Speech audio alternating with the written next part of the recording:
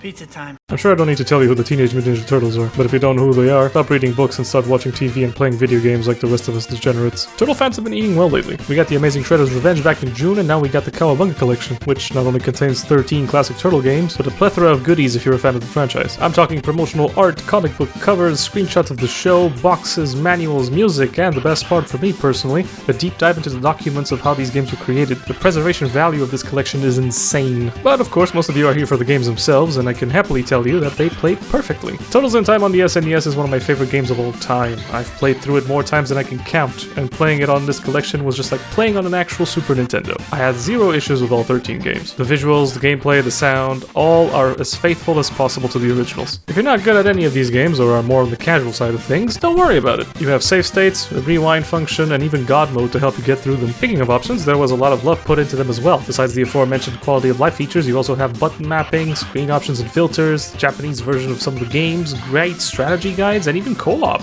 Now, co-op is a huge deal when it comes to these games. And while you can couch co-op every single game with a buddy, you can't really do that with online co-op. That one is mainly reserved for the arcade games, Hyperstone Heist, and Tournament Fighters. While it is better than nothing, it's still a huge bummer. I wasn't able to try out the online co-op, but I have seen a lot of users reporting major slowdown and lag when playing with friends, which is a shame. I do hope it gets fixed. Online co-op issues aside, the COWABUNGA collection is absolutely fantastic. I relived my childhood with Turtles in Time and Tournament Fighters. I played a bunch of other Turtle games I'd never heard of before, and I very much enjoyed all the bits and pieces of history in the museum. Digital Eclipse did a great job with this collection, and I personally feel like this is a huge win for video game preservation as well. Whether you are an old or a new fan of the TMNT, you should absolutely check it out. Like and subscribe for